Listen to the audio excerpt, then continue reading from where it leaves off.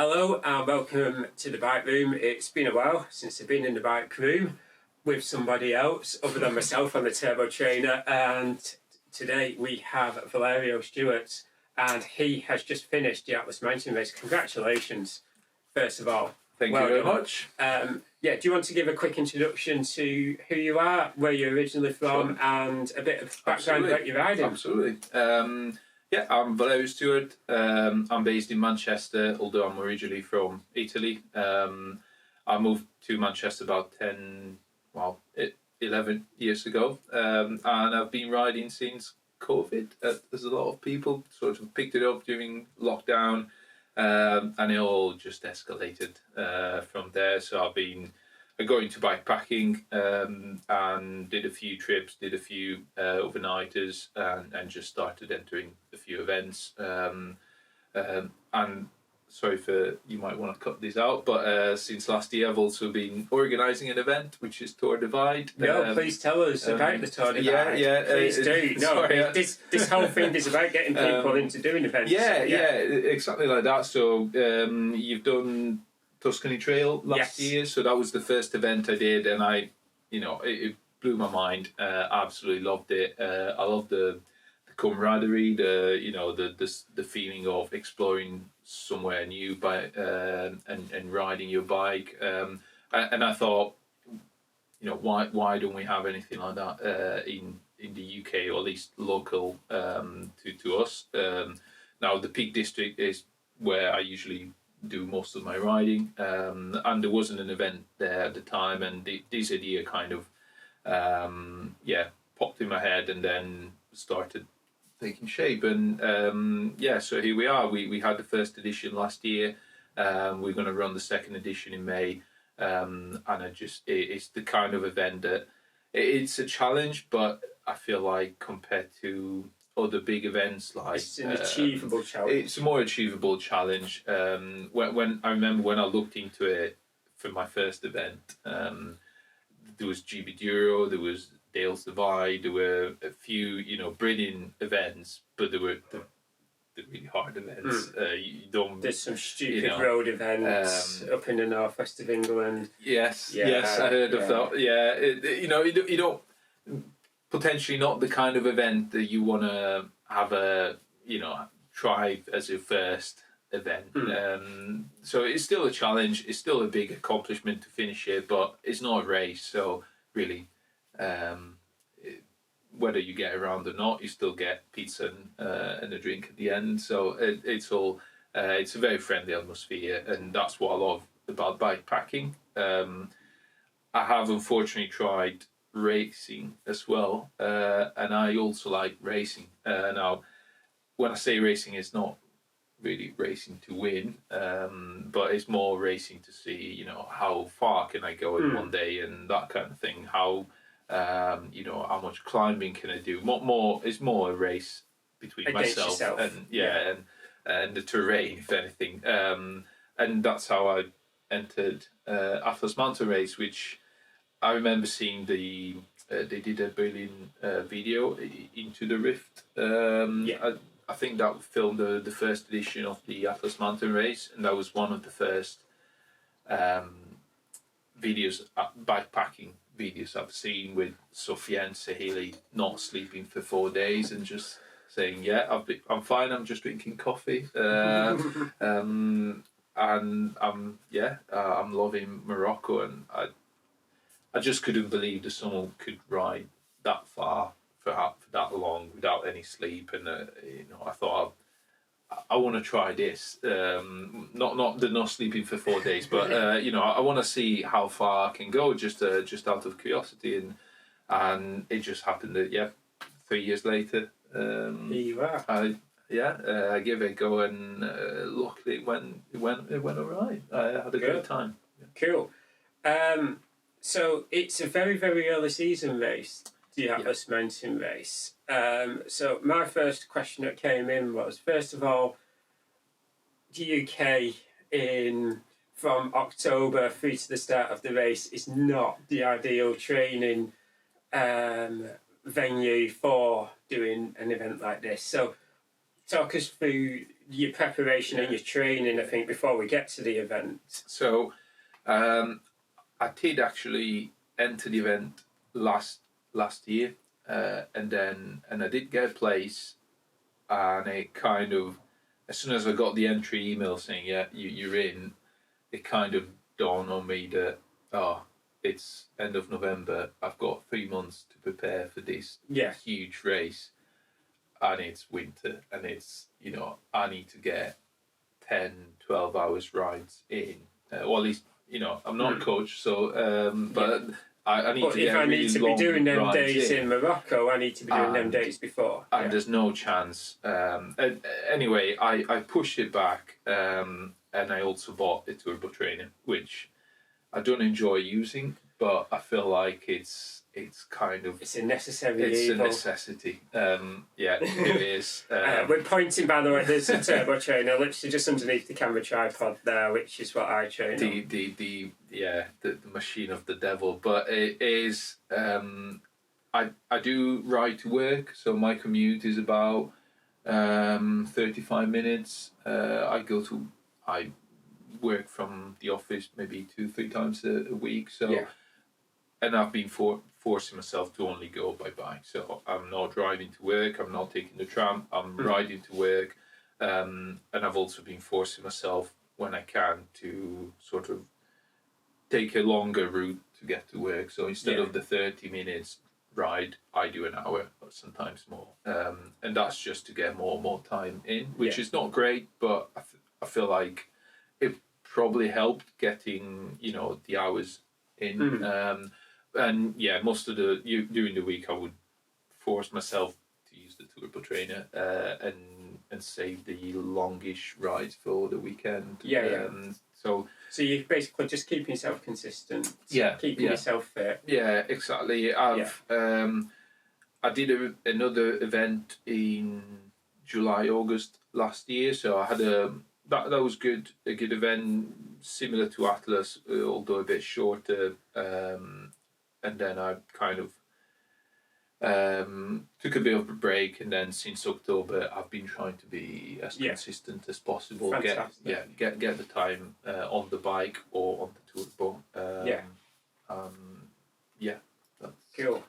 So I think we will now go to. So we're all trained. We're about ready to go to Morocco to do the turbo trainer, and now Alex has put a few questions which I think are relevant before we actually get there. So I think what we'll do is I'll hit you these in a few things because you might be able to actually talk about these all in one go, but I wanted to know, what did you take? So we're now going to cut to a photo of your bike that you've sent me, and hopefully you can remember what your bike looked like to kind of go through there. And I believe you've got a few sponsors to kind of talk about that. And then we've also got the fork. He wants to talk about the passport and the fork saga during all of this as well. So we're talking about your bike, because I know you've got a luggage sponsor, but I think the few things here is Morocco at that time of year, there's a very wide range of temperature difference between, let's say, like 2 o'clock in the morning and 2 o'clock in the afternoon. I would say probably the two. So, where do we start?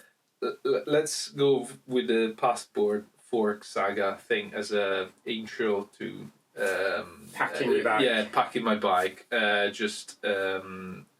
So I'm quite actually, well, I wouldn't say maybe anxious, but I stress very easily.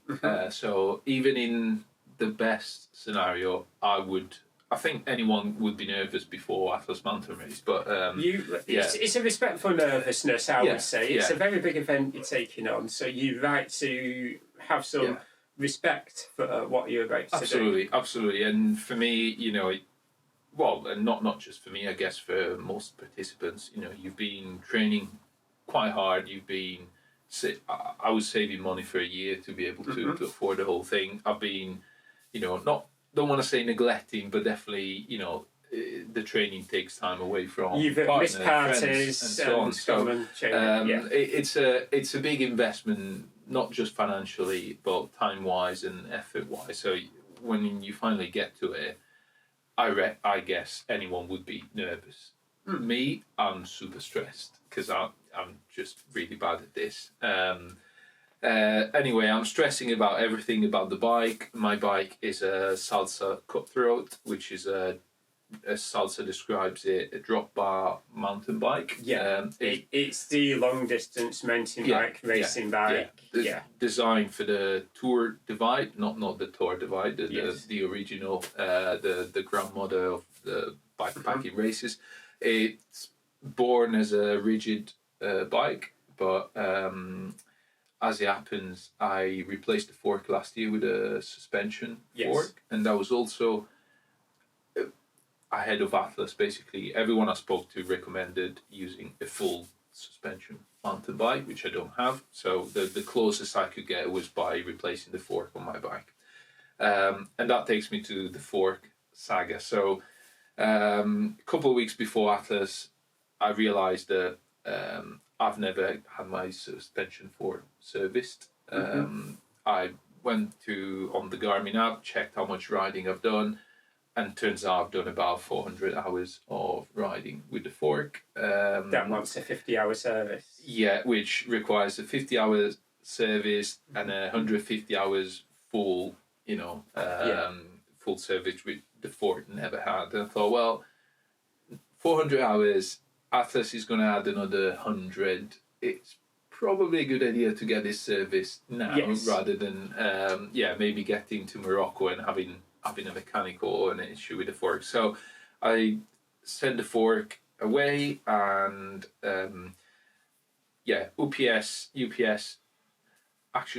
van breaks down on the way to the service centre, which is fine. They deliver a day later than planned. It's okay, there's still time. The guys at RAM, Zyra Fisher, turning around like within a day. The fork is back with UPS on the way. That's really amazing. Good. 1 day goes by, 2 days. They don't deliver it on the Friday, so I'm kind of expected it on the Saturday before it doesn't show up. It doesn't show up on the Monday. Start to get nervous. The fork actually gets to Manchester and then to Preston and then back to Manchester from the tracking. Anyway, ring UPS. They have no idea where the fork is. How many days is this before the event? So this is a week and a half before the event. Okay, so we've got a little bit of time, but you want to be doing shakedown rides? I had a plan. That was 2 weeks. I had a overnighter planned for that weekend so that I could get all the bags on the bike, all the kit, and I could ride out. And that's why I was expecting the fork on the Friday ideally. Doesn't show up. Fine. I do the overnighter with my Ribble, so I'm not able to actually do the shakedown ride with my bike. And when I ring UPS the week after, the following week, they can't find the fork. They don't know where it is. They look at the centre and they basically lost it. They say it's going to take about a week to find it. We'll find it. Don't worry, but it's going to take a bit of time. But I don't have a week. I don't really have that week. So stress level just it goes sky high. And I have to really thank the guys at Zyra Fisher, Roop, and SRAM. They basically sent me another fork. Now, my fork was 6 months old. It was an old fork, but even still, they replaced it with a brand new identical fork. Zyra Fisher. That was absolutely amazing. Fork gets to keep pedaling, which is my local shop where I also bought the fork. They put everything together. Were they not stressing because they did the event as well, didn't they? Yeah, so as it happens, they were also doing the event on a tandem. And I guess they had their own things to stress about, but they were quite chill, saying, it's going to turn up, but I literally almost went and bought a new fork myself, just because I thought I'll put it on the credit card. Yeah. I'll sort it out with UPS, but I don't want to wait for 2 days to the event and not have a bike. So anyway, that was all sorted. On top of that, I mentioned I'm Italian, so I was gonna travel with my passport, obviously. My passport expires in March, so the event was on the 7th of Feb, so I didn't have 6 months on the passport between the time I was travelling and the expiry date of my passport. I finally managed to get an appointment to get the passport renewed at the Italian consulate in Manchester, which should be easy, but it's not. It took me about 5 months just to get an appointment. Wow. So I finally got the appointment. That was a week before the event, and due to some bureaucratic issues, they couldn't renew my passport on the day. So I really didn't have that passport. They ring me at 9:30 on the day I'm supposed to fly to Morocco, saying, "Okay, we sorted it. You can come in and grab your passport." So I literally ran on the way to the airport. I ran to the consulate, got there. The queue wasn't even that bad. Got my passport, ran back home, called a taxi, grabbed my bike, and rushed to the airport. Wow. Had it been an hour, 2 hours later, you would have missed your flight. Well, fortunately, and not just because of this, I'm a British citizen now, so I do have a British passport, and I could have travelled with that, but the original booking and everything was on your Italian passport. Yeah, so I might have been able to fly, but again, it just added to the stress, and I'm a bit of a drama queen, so maybe I've just made it sound even worse, but it just didn't help with preparation ahead of the race. So that was the stress. The 2 points that Alex wanted to know about. The bike, like I said, is a Salsa Cutthroat, and I'm fortunate also mainly through Tor Divide to have tailfin bags, which I absolutely love. So I've been using the tailfin Aero Pack, and I've been using the tailfin Top 2 bag, the long one, which fits electronics, bars, food, and all sorts. So it's absolutely great. I'm also running a full frame bag, which I had made a while back to fit my frame. So that's almost too big, as in it's so easy to overpack. It's a big frame, and it's a really big frame bag. Because you're very tall, aren't you? I was just looking at your bike when you came here, and just when you're holding a bike sometimes, like if you've got my son's bike and he's very small, and then like my hand is up here holding onto your saddle. So how tall are you? So I'm in inches, 6'3", 6'4". Okay. Roughly, in centimetres? 191. 191, yeah. I'm 178. So so it is a big frame. It's not even the biggest frame. That's not the extra large. So I was kind of between sizes, but the large just fits me well. But yeah, it's a bike designed for the Tor Divide and to maximise to have that big space. frame space to carry the luggage. Yeah, it is a lot of space. Like with my tailfin frame bag, I can fit the frame bag, and I can fit 2 1-litre bottles in it with the frame bag. Yeah, and there's still some space left. Yeah. So what do you put in that frame bag? So at the event, I had in my frame bag, it is divided in two. It's got like a mid-high divider. At the top, I would have mainly layers that I would swap and wear during the day. So something easy to get to, because you only need to undo a zip rather than going into any different bags. So I left a bit of space for food. I had arm warmers, leg warmers. I would keep there my waterproof jacket as well in a dry bag, so a bit of a squeeze, but it can fit in there. I would have my charger, some cables, again in a separate bag that I would just be able to grab and take with me if I was going in a shop for like a meal.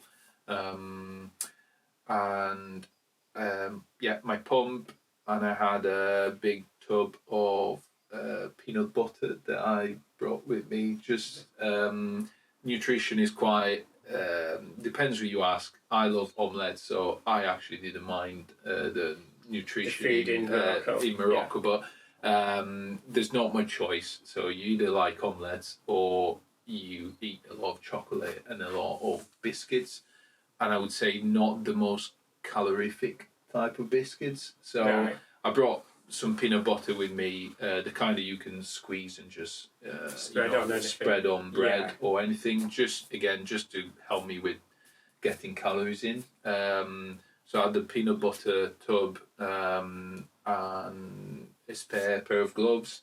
Like you said, temperatures really swing. There's a really big What was swing. the coldest you remember seeing? So I remember seeing -4 on my Garmin. When I looked back, it actually recorded -5. Some people mentioned -8. They might have been a bit higher up potentially. Possibly at different times of the day or night. But that's still very cold to train because you're using energy to keep warm as well when it's definitely you don't want to stop and just stay still. If you have to repair your mechanical in that cold, it's not nice. It's not nice. So there's some mandatory items. The Nelson trees, the organiser requires everyone to carry a down jacket, which I would have brought anyway, but the down jacket is one of them. And it's something I've used a lot, even for riding, to be honest. So -5 during the night. My Garmin recorded 42 during the day. I didn't actually see the 42, but I definitely remember seeing 36, and there was definitely times. So 36 degrees and -5, so that's a 41 degree swing in temperature. That is a lot. It is a lot to deal with, and because you're almost racing like you're in a Tor de France in a hot July in the mountains. And then it's like doing a Tor Divide almost in April, where people can get them kind of temperatures, but they never get that extreme high temperature as well. That's why it was difficult, because the sleeping kit will obviously be winter type of sleeping kit. But then you've got your down jacket, you've got tights, you've got big woolly socks, and then you've got full summer gear to get changed. You want a lightweight jersey for when it actually gets super warm. So when you want to take off all those layers, you also need somewhere to put them. So it's quite Although it wasn't my first ultra, it was a logistic packing with the packing and everything. And I think the Delphine Aero Pack was really good for that, because it fits an awful lot. And it can really expand. You can really expand, and I was able to chuck a lot of stuff in there. So the lower level of the frame bag had the things that would reach out for more frequently, and then in the lower compartment I would have a couple of dehydrated meals. So another brand I'm fortunate to work with is Tent Meals. They're based in the UK.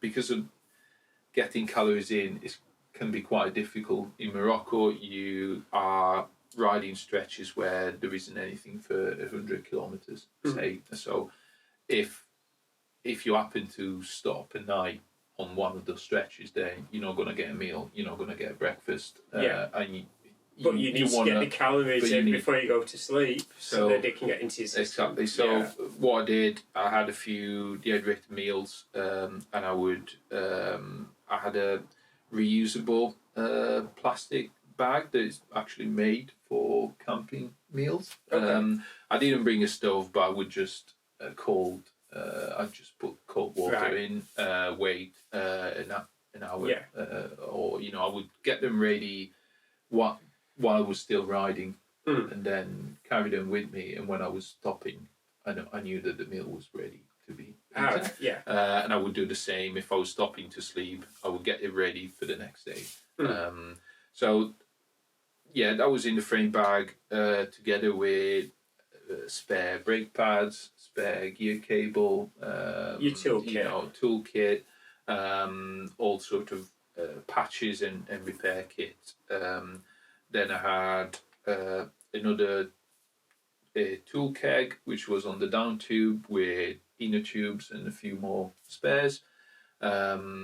On the aero pack, I had my sleeping gear, so a bivy bag, a sleeping mat, a sleeping bag. And this was a winter sleeping This bag. was, I would say, yeah. So I was very tempted to go with something lighter and not just lighter, but also less bulky. But then I decided not to take risks and play it safe. Basically, Are you glad you made that decision? Basically, in all my stressing, some of the stressing was also me checking temperatures on a daily basis for Morocco. Just to try and get a trend of... Yeah, trying. So I did quite a lot of research about the event,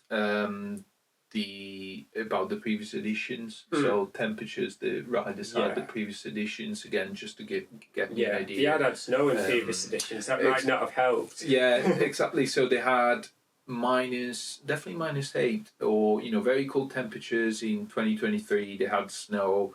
I think 2024 was a very cold edition, wasn't it? 2024 was the opposite. They had rain, which that's it. It was the rain and the delayed start. And then they had 40 degrees temperatures, rarely below freezing at night.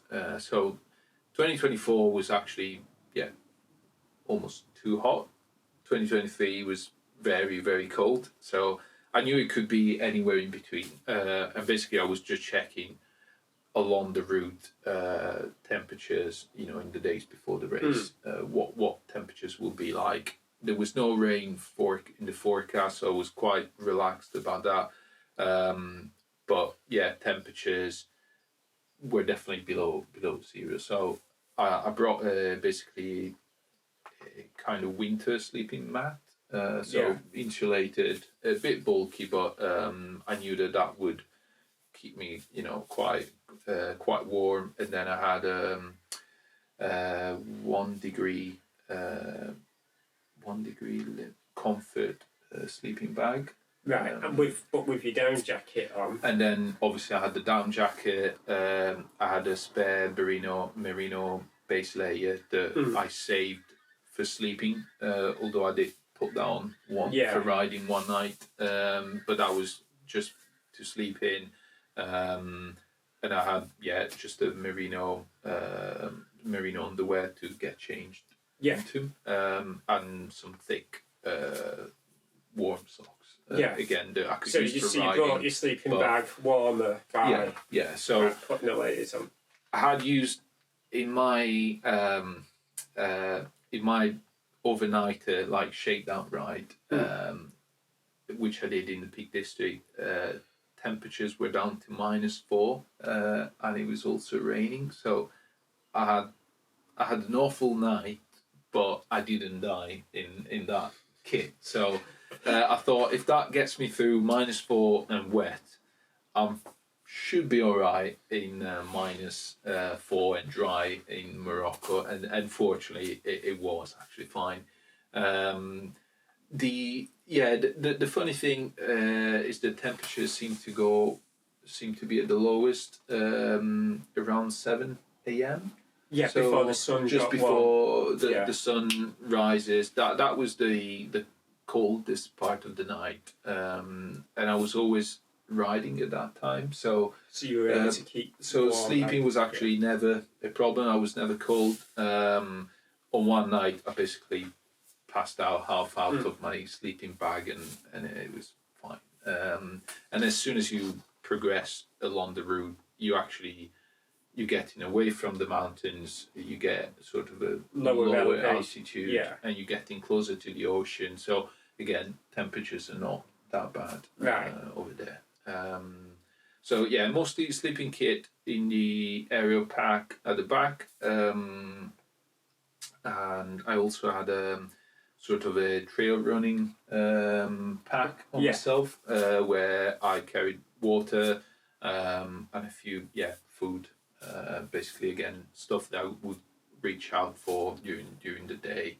Cool. And I had two feed bags, or snack bags, I guess, attached to the underbar. And again, I would have food on one and a water bottle on the other one. Right. Water wise, again. Was that just with the heat and the distance between resupplies? That was one of my concerns. It's quite difficult to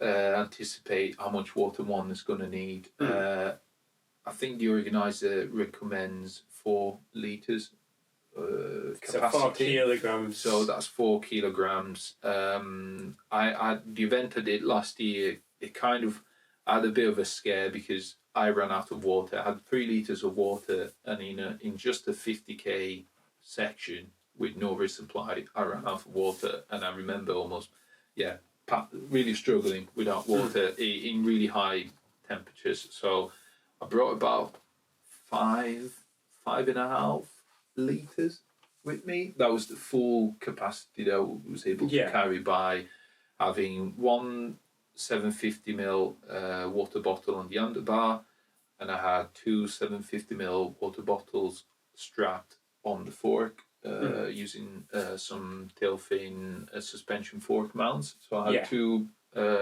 bottle cages there, and then I had 1.5 litres in a bladder on the backpack, and I had another collapsible flask, which had about 1 litre capacity.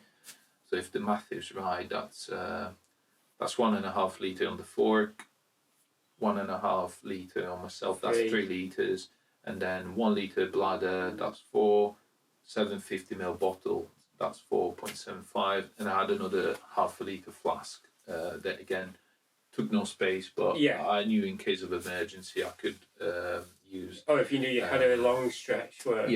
So because there was 100k stretch, wasn't there, with no resupply? That's it. So there's a stretch between a town called Immersin and until Afra, which is the next town slightly off route. That's a 100k stretch with no resupply whatsoever. A few mountains to decent climbs to go over, and I think that was the only time that, to be honest, I carried that much water. Otherwise, I was only filling up the bottles and the bladder, and that was it. I didn't really bother with the other flasks. Did you end up using that water, or was it just there for reassurance? I never really ran out of water. No. But knowing you had it, in hindsight, I could have carried less, but then you might have had a mechanical or something. Exactly. And, which I did. It was. We'll get to that. It's another one of my questions. I would say I tend to drink quite a lot, and even here in winter-ish, I carry at least a litre and 1.5 litres of water. So I just tend to drink quite a lot. So that was fine for me. But I would say Nelson advised that 4 litres is pretty spot on.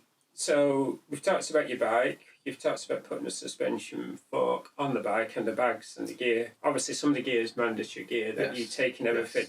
Yes. One of the questions from a bike biz for a group that I'm on is, how did you decide on this equipment? I know some of it is, I own the sleeping bag, so I brought the sleeping bag. I own the bike. I wasn't going to buy another bike for the event. I don't have a bike sponsor that will just loan me a nice full suspension bike for it. So that's the bike that I took. But obviously you've kind of picked your salsa cutthroats anyway.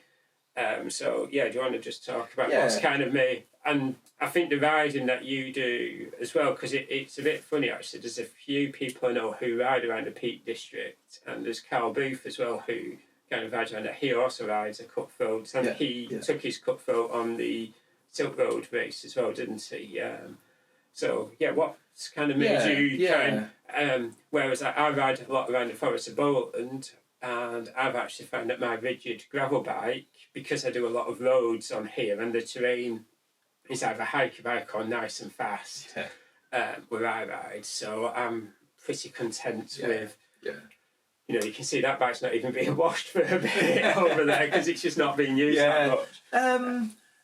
So when I started, which wasn't too long ago, I looked at gravel bikes because I thought I'm not really interested in going fast or just pure road riding. So I bought a gravel bike, which I loved. It was a nice Chinelli. Of course it was, you're Italian. I had to, and also was the only one I could find in my size during lockdown. In stock. In stock. It was a nightmare.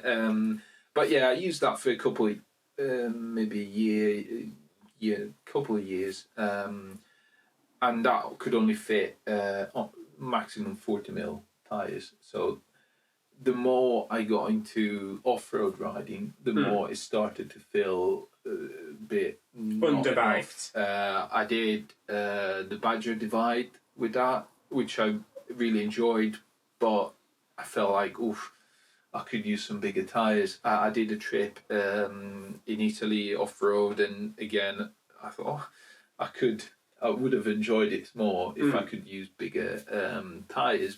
But I didn't want a mountain bike because I felt like it'd be too slow. I like drop bars, and from Manchester, if I want to get to the Peak District, I still got a decent ride on, either road or canals and nice fastish gravel. So I didn't want a mountain bike for that, but I wanted a gravel bike that could fit wide tyres. And the Tor Divide is a bit of a dream. I don't know if I'll ever get to ride it, but I thought that looks like the perfect bike. It's a drop bar, but it's got mountain bike tyres, and keep pedaling. They're a 5-minute walk from me, and they happen to have it in stock, and I saw it and I thought, this is the one. So I bought that bike. Unfortunately, sold the Chinelli to finance that. And I've been using it in the Peak District, probably on trails that really require a mountain bike. It's fair to say most of my friends ride mountain bikes. And there's part of me which does think maybe I should just get a mountain bike, but I don't mind. I'm quite used to maybe be a bit underbiked. It makes it more fun. It is fun. Like I said, I don't race definitely not to beat records or win titles. So if I'm a bit slower, I don't mind. But you finish. Exactly. I'm stubborn, so it's more about getting around for me. So the Cutthroat is very good for that. Initially, I put on a redshift suspension stem on it, which again made it, made riding so much better. It really takes a lot of the hits out of, it really helps smoothing the ride. The suspension fork,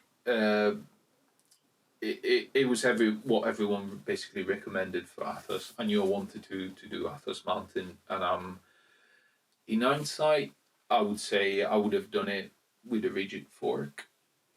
It's not a technical course. It's just a rough course. It's not rougher than the Peak District, right? But it's. Were you grateful for it when it's 800 miles though? So let's just say from mile 600 to 800, when you're pretty beaten up. By having that suspension fork, even if you just hit a pothole on the road, it's probably just stopped you. Exactly. I would say I definitely enjoyed the descents a lot more because of the suspension fork. And it might have saved your wrists a lot more than you realise. I had zero hand pain after the race. I hear people, and I appreciate that I slept almost every night. So maybe people that do go and don't stop for days, it's a different kind of beating that they take. But there's a lot of stories of people, having nerve damage and losing feeling in their hands for weeks. I was fine. So it works. Suspension fork worked. The other kind of suspension, again, thanks Redshift, they also support Tor Divide. I've got a suspension seat post. And again, I think it's one of those things that you don't really notice, but you notice as soon as you take them off the bike. So I remember taking, obviously, when I put the suspension fork on, I removed the suspension stem, and straight away for small bumps, I noticed not having that type of suspension anymore. Just because the fork takes out the big hits, but it's not sensitive enough. It's not sensitive enough for the small bumps, and that's something that instead the stem was completely sort of blocking out. And I'm sure the day I take out if I ever take out the suspension seat post, I will start feeling a lot more bumps that now I just go through. And so that was something else I would definitely use again. I would definitely recommend. Cool.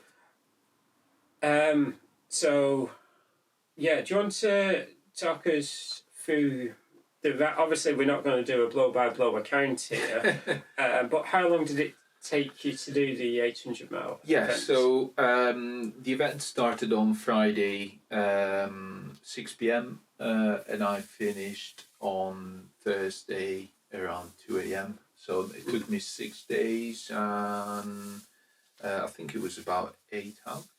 That's really good going. I had I did a lot of research beforehand.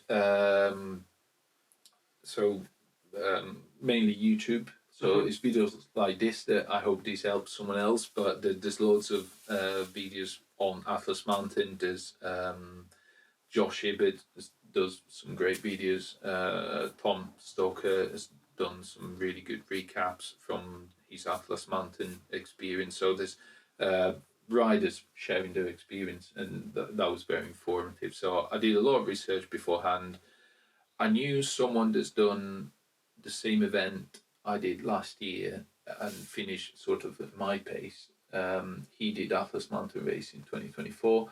So I looked back at riders from the previous editions, and I knew I kind of, people that I thought would have a similar pace as myself, and I thought, okay, right, this guy has finished in about 6 days. He's done this many miles a day. He's done the first day, he stopped there, the second day he stopped there, and that helped me coming up with a bit of a plan.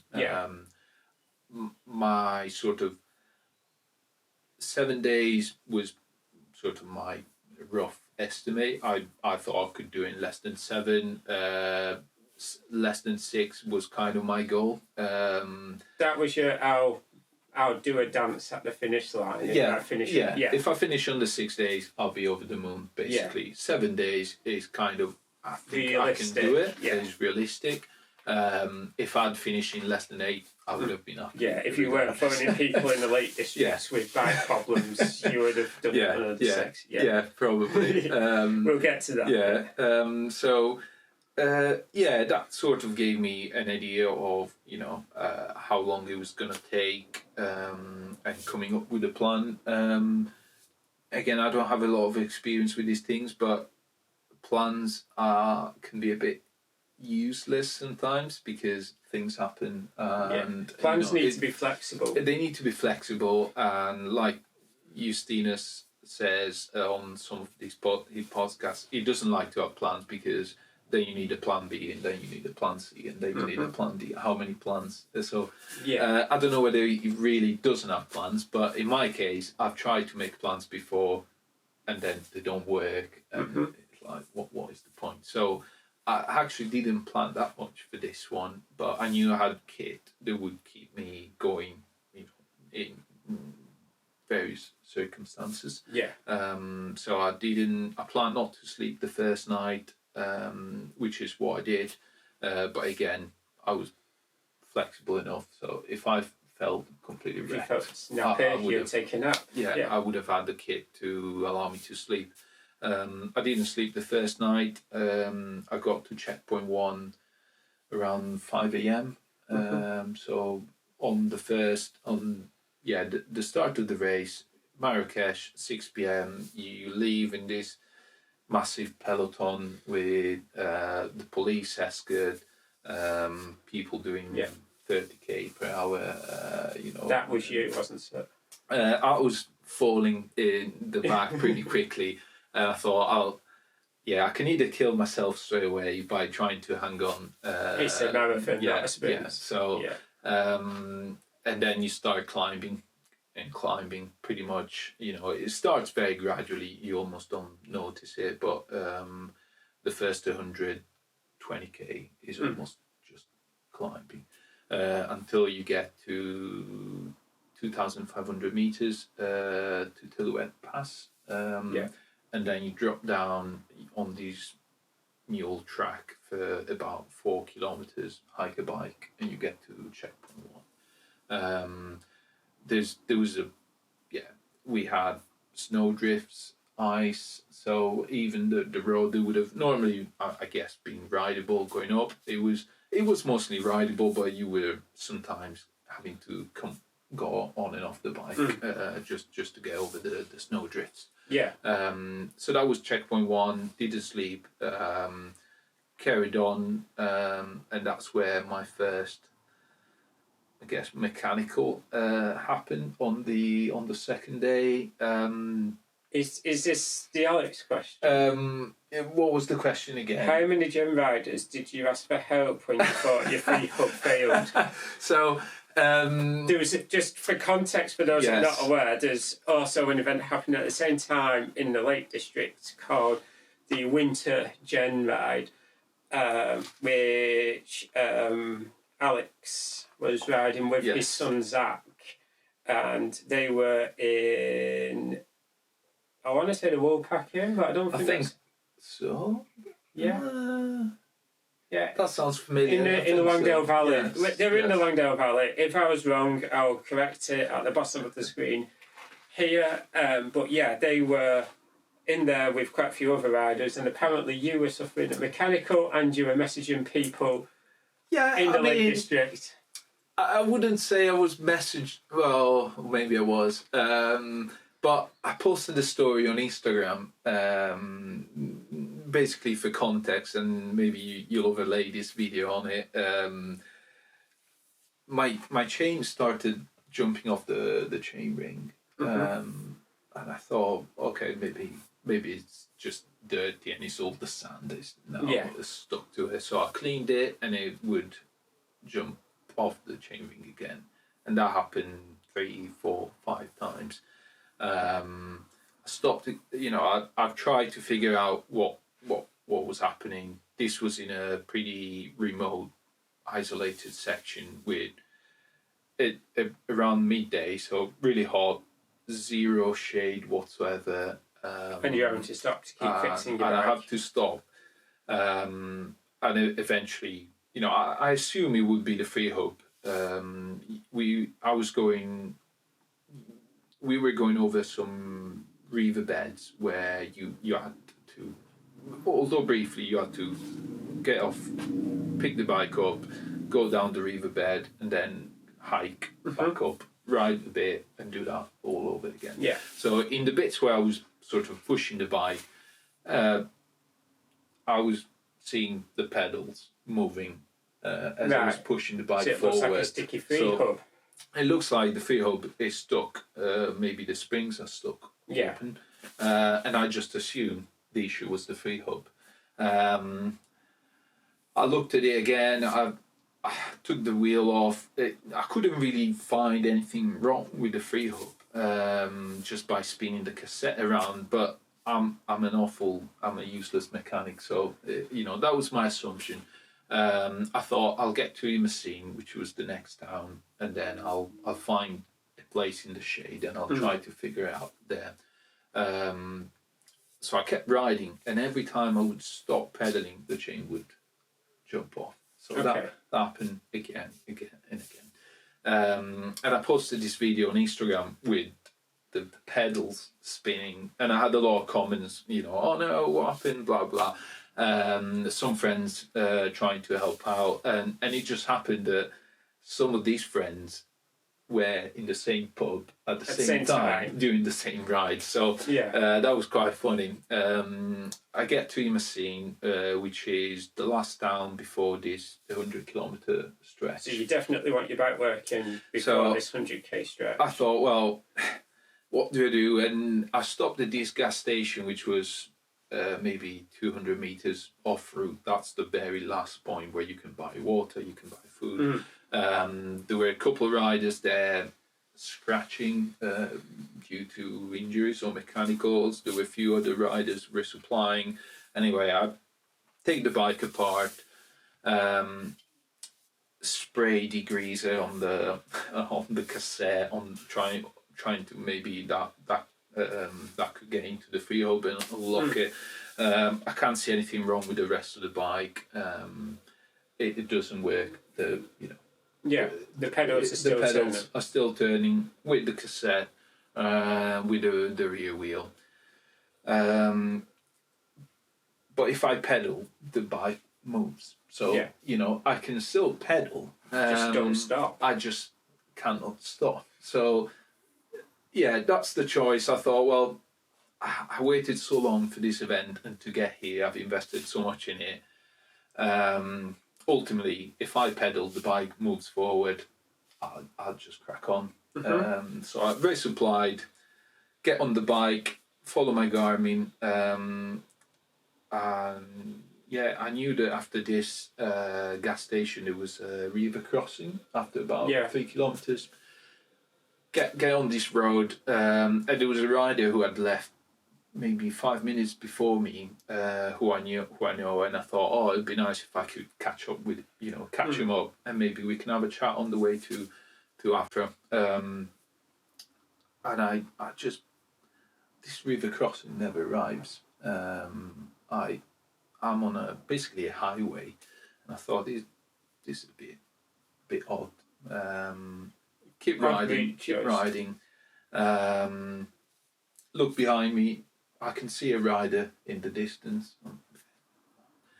And I'm actually on a brilliant descent, like tarmac descent, really fast. So I'm covering quite a lot of ground. Anyway, eventually I stop because this doesn't look right. I'm going completely off route.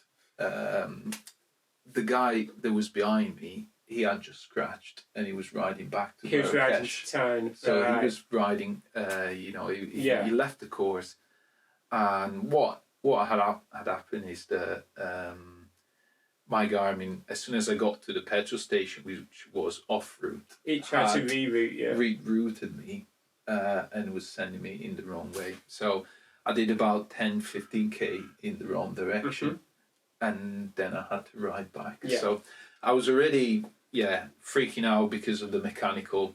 Then this happens. You're not known for following your Garmin, though. Yeah. So just like this morning, I basically rode past. He rode straight past my house from Goosner and then all the way into Grimsby, which is about what would you say, about 10-15 minutes extra riding. And then he stops and goes, I think I've passed your house. So it's quite. I like to blame the Garmin, but it's probably just my fault. Going back to what happened to your wheel then, did it get... Long story short, these happened at a time where we didn't have any climbing to do. So I was always on the smallest, not the smallest, but the smaller part of the cassette, and the chain kept dropping, and basically from that point on, I was moving my pedals all the time. It's only the next morning where I had some big climbs to do, where I noticed that there was a bit of rubbing. noise coming from the cassette when I was on the biggest gears. Eventually, I stopped and looked at the cassette again, and on the biggest cogs, the small jockey wheel was rubbing on the cassette. Right. So it's catching the cassette. So I go and look at the B screw, and the B screw is completely out. Right. So there was absolutely zero tension in the mech. Yeah. And I guess that's what was causing the chain to flap a lot. And the pulley to touch to catch the cassette, which then locks it up. Yeah. Put the reset the rear derailleur, put the B screw back in. That seems to have solved it. So it was something so simple, simple and so silly. But in my in me freaking out, getting the wrong way and so on, I didn't look at it properly. I probably assumed the worst straight away. Assumed there was a free hub issue. And although I did have the tools to get the cassette out, I didn't want to start taking things apart and possibly make it worse. That was the first mechanical. I don't know how much time that costed me. It probably costed me more stress than time, but I must have stopped to put the chain back on at least 20, 30 times. But also possibly slowed you down because I need to be careful here because my chain's poorly, rather than just being able to crack on riding. So you might have lost a few hours, let's say. If there was a nice descent, maybe a technical off-road descent where you might want to stand up and, be on your pedals, off the saddle, I wasn't able to do that. I was constantly on my saddle, spinning the pedals because I knew that as soon as I would stop, the chain would drop. Yeah. So that was must have felt good though when you knew that was fixed at that point, and that was because what was the cause of the issue. Yeah, you'd fixed it, and then the bike was hopefully behaving as the bike should be. So then you can just get your head down, and like you said, when you next hit a technical bit, it's just like flat pedals, just cruise through. Exactly. So it, not just physically but also mentally, it was a big relief.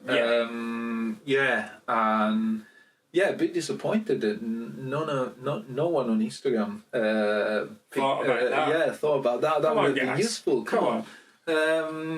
So I had to sort it out myself. But it's not a mechanic. Come on. What do you expect? But I guess it is an unsupported event, so better this way. We were just sat with our feet up, eating crisps and letting you try and figure it out. Awful. That was the number one mechanical, which happened, basically on the, I guess it's day. I'm guessing from when you put your bike together, it happened, did that? Or did the screw just work itself loose? I had no problem until I got to a town, I think it was Tagmoot, and around sort of lunchtime, the timings are a bit, but I thought, I've ridden through the night, I haven't really stopped, I've been going for maybe not 24 hours, but nearly. Long enough. I want to have a proper meal. I found this restaurant. I stopped there, had a couple of omelettes, and when I set off again, that started happening. So how the screws worked itself loose? Sabotage. It must have been another rider, probably Alex McCormack. So saw me as a threat. I thought, I need to do something about this guy. That was the first one, and the second one, it was a series of puncture on the last day. Right, is that just your tyres giving up or not fixing something fully? So it was a big, and when I say big, the torrents they have in the desert, they're not small torrents. I mean, I've seen riders fixing punctures 50k into the race. I don't know what happened there, but loads of people had issues with punctures. I was fine till 1,200 kilometers, and then on this fast downhill descent, I had a puncture Were you tubeless? I was tubeless, so I'm running tubeless tyres. Thanks Schwalbe's. So I had a pair of Schwalbe's. I use Schwalbe's for most of all my riding really. I had a pair of 2.25 racing valves. Very nice. And yeah, never really had. I had punctures before, but nothing that the sealing couldn't fix. Never really needed to plug them, although I had all the kit. I looked at the rear tyre and it's completely dead. It's not even leaking air or sealing. It is flat. And I just looked at it again. It's actually deseated itself. Wow. So you need a CO2 or something to try and pop it back. Well, I didn't have any CO2 because you flew over. Because I thought I don't really carry it just because. Well, maybe I should, but I didn't anticipate something like this happening. And I tried with my little pump to reseat the tyre, which I gave up pretty fast.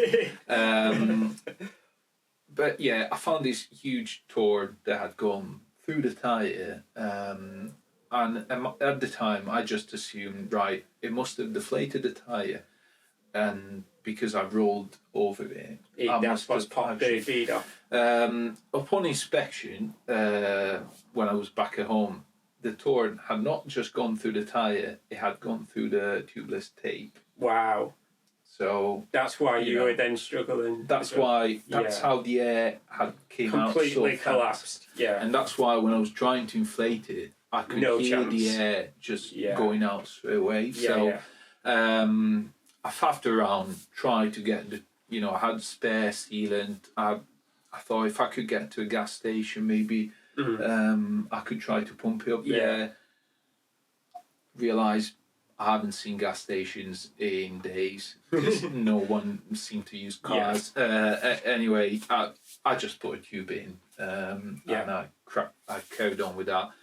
That tube lasted about 100k, where by that time I kind of got probably too excited. I forgot that I wasn't running tubeless and I had a pinch flat. So I pinched the tube and it started. I had a sort of a slow puncture, kept reinflating it, eventually decided, no, I'll change the tube. And yeah, I had two, basically as spares, I carried a traditional spare in the tube, and I carried two lightweight tubulitors. Two TPU on site, Now, one of the tubulitors, I had been carrying it for 2 years, never needed it. Was it DOA? It was dead on arrival. Well, I don't think the tube is dead, but this one is a particular type that comes with a screw-on valve. All right. So it's a very lightweight one, and it's a very compact one because you actually, it comes with a valve and the inner tube. And I put the tube in, and I could not get the valve to screw into the inner tube. Right. I've tried with pliers, I've tried with everything, and I have to say, I've tried back home because I thought it was probably just my hand that would wrecked after 5 days. Even at home with pliers, I can't get that thing in. So I think there's something wrong with that tube. And this happened roadside in the middle of the night, and just random people started stopping to help. A police car stopped, and again they were trying to convince me to get in the car and to the nearest hotel, which was very nice. But you would have to then go back to where you were picked up to then go back to. Yeah. No, as in, they were trying to help, but they were actually just wasting time because I was, trying to explain, this is what I'm doing. I'm doing an event, and don't worry, I've got my tools, blah, blah, blah. And they were actually trying to physically help by putting the tubulito in the tyre and seating it, which would have been nice if the valve worked. Would have been nice. And also, this things are so delicate. Yeah, you really want to be careful. You need to know what you're doing. So anyway, when I put I've got some gravel. I run tubeless. But on my road, I run TPU tubes. But when I put them on at home, I use a special hooking tool to put it on, just so that you don't catch it. So obviously, if I'm fixing something on a mountain bike, you've got to be careful. But at home, because I have caught one when I was at home, it's very easy to do, and I've broken one as soon as I put it on the wheel. So So they're really, really tough when you're riding, compared to normal rubber tubes. If they're more resilient, but if you pinch them, you can trash them. It's easy to slice them. So I had one traditional, rubber tube with a snake bite, basically. I had a Tubolito tube that was useless, and I had a second Tubolito tube that was, traditional valve. I put that in. Thank God it works. But I was planning to get that happened about 40k to the finish. Right. So I was planning to get to the finish line around maybe 10 p.m. on Wednesday night. I knew it was almost 20k downhill. I wasn't that far, and instead I kept wasting time. Initially reinflating the inner tube, then doing all these swaps, and I didn't. Although I had a patch kit, I didn't really want to start patching tubes. So I rode with the Tubolito on, being dead careful, trying to spot any hazards, any torn, any rock, anything that could puncture it. Even on these nice gravel descents, normally you would just bomb down and go fast. I was dead careful, so that took absolutely forever.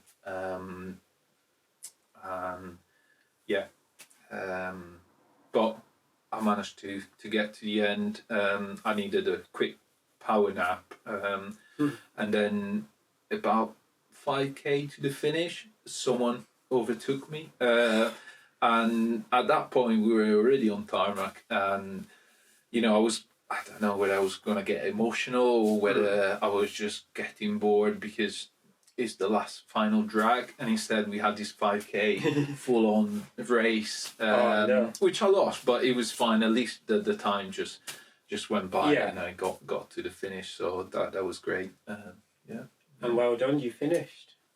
Thank you. What would you say? Because you talk about a few of these mechanical incidents which possibly got under your skin.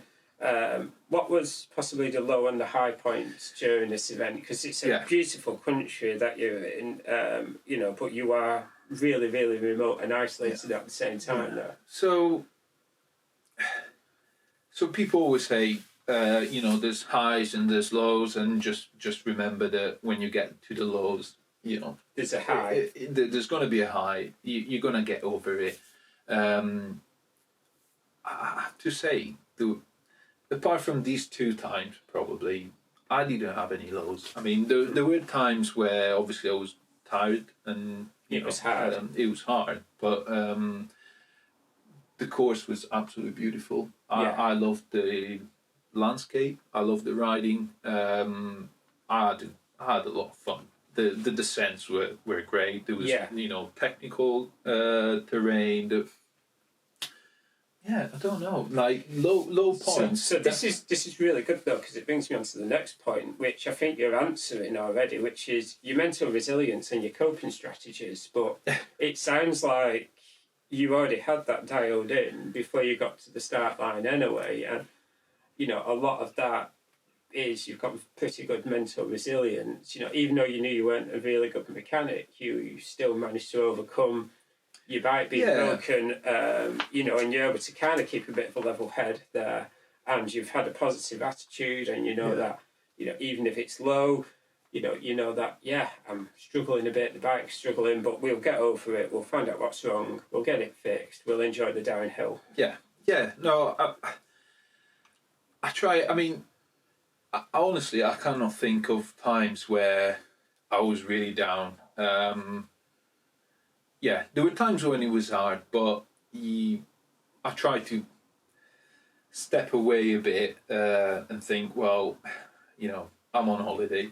I could be at work. It's not raining, and to be fair, coming from winter in the UK, that on its own is a big improvement. Yes, I'm cold, but again, maybe I had all the kit, so really. There was never times where I was shaking or I was, feeling like I'm gonna freeze to death. Or boil to death. Yeah. So, I think just getting some overnighters done and a bit of experience. There were maybe had low points in other rides and in other events. But learning from the low points have helped you. And learning that, okay, well, if I had to strip naked and get into a bivvy in the Lake District when it's chucking it down and I'm completely soaked and I know I'm going to be soaked for the whole night, and you still wake up the next morning and you get home and nothing's happened, then I had an awful night, but I didn't die, to quote you earlier. Yeah, exactly. So it's going to be all right. I guess that's the whether you want to one could call it resilience or a bit of stubbornness or toughness, but it's definitely I think the highs were so high that you just put up with the lows because you knew another high was coming round the corner. That's brilliant. And then the final question I have here is your post-event recovery plan, if such a thing exists with yourself, or if it's just like, I'm home, I'll go on the bike when I go on the bike. I'll eat when I'm hungry, I'll sleep when I'm tired. That sums it up. So I finished on the Thursday. First thing I did was having food. So the finish was actually at a restaurant. And even at 2 a.m, there was someone that would cook some food for you. So that was absolutely great. And then, I basically crashed in a room at the restaurant on the floor, and the next morning had double breakfast, and then found a hotel, slept a bit more, stuck around to wait for the riders, the other finishers, ate more, slept more. That was kind of the routine for a couple of days, and the finish isn't where the start is it? So the finish is in Essaouira, which is on the coast. And then the organiser had organised the bus back to Marrakesh. And I'm guessing that's where your bike box was. Did you have a bag or something with civilians and stuff like that with you to get back? So they collected all the bike boxes and a small, carry-on style of bag. And they moved all of them to the finish in Essaouira. So I had something clean to change into. And once I got home, I didn't, like I said, hands were fine. I didn't have any neck pain.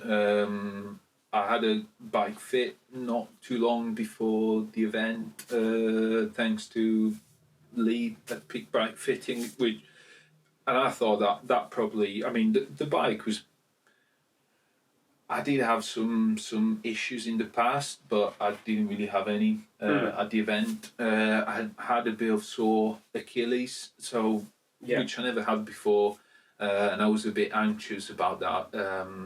But I got home on the Sunday after the event, and I ran a 5k on Wednesday just to see how things were feeling. How were they feeling? And it was okay. And then I did about 40k ride on the following weekend again, just to, no power meters or nothing. Just to get the legs moving, and that felt okay. So Yeah, I'm not really following a structured recovery plan, but I guess. How am I doing? Finger in the air. Yeah, finger in the air. Definitely something that I probably should do is stretching. We were just talking about back pain, before. Yeah, I'm a bit lame right now with a sore back. It is twitching a bit right now, but we're nearly done, so I'm going to power through. But yeah, so you're doing stretching and just, well, you rode from Preston train station and you did an extra 7-8k when you rode past my house as well. Fingers crossed I'll manage to ride back to Manchester, but again, not following any. See how it feels. Trying to do some back strengthening, I think, is something that I'll benefit from, because my back is definitely a weak point. There's something else that is a weak point, but I had a shoulder injury that also popped out during the race. Right. So that's something I should work on. But other than that, just trying to regain that mobility and that flexibility, which at best of the times is never great, and after an event is absolutely awful. That's it. Yeah. So I don't like saying this because, in a way, but I feel it's something that people like to know about. But it's like, fucking hell, you've just finished this event. Sit down, have a cup of coffee. Yeah. Is there any more plans this year for any more events to ride? So I know you've got your own event, but you're organiser on that event, aren't you? So you're not really riding. It's probably more stressful and more tiring being an event organiser than it is being an event rider. I'd say yes. When I send people out in Hell of the Northwest, I don't sleep. Yeah. I am so. It's like I've sent my children out into the world when they go out and do that ride. Especially when I seem to organise my events during storms as well. And I send people like John Allen out into riding God knows what. And I'm like, please get home in one piece. But do you have any more big ride plans? Well, the event Tor Divide is kind of. I know it's not my ride, as in I don't ride the event, although I would love to, but I do a lot of recce's. So obviously I've done a lot of that last year, but then you kind of have to do them again closer to the time. So just to see whether the trails are still okay. There's any road closure. There's any trail that's been blocked for any reason. Landslides or anything. Yeah, exactly. So I'm definitely going to have.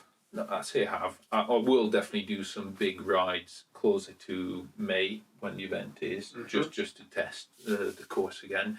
And I was waiting for a few of personal family plans to fall in place, but and also to see how I would feel after Atlas, because to be honest, it's the longest event I've ever done, and I didn't know whether I would get home in a wheelchair, unable to walk, or whether I would be fine. Fortunately, I'm fine, and the day I got back, I signed up for the Tor Divide, just because I thought, well done. I want to do this event. I've been...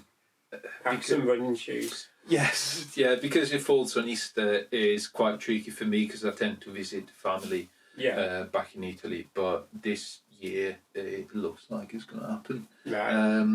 And then Atlas, I can only really do one of these big events a year, really, because of time and money. But I like to do more overnighters. There's the Bare Bones event in Wales happening that's in October. And hopefully I'll just some rides with mates, trying to do some bike packing. Yeah, but you're not now going to do Badlands and then do all the others. No.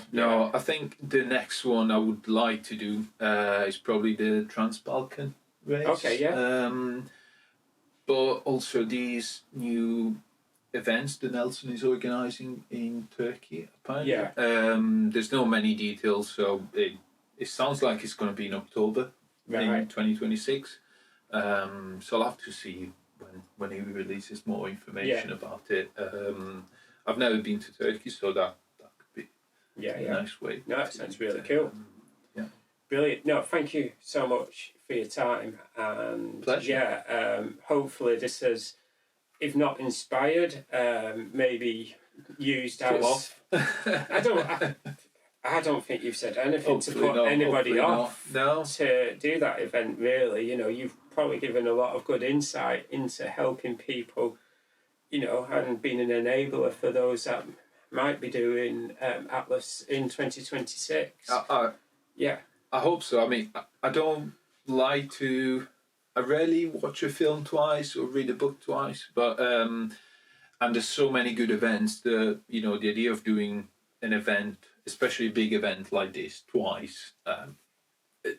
When, you know, you could go to Grenada, you could go to the Canary Islands, you could go to Turkey.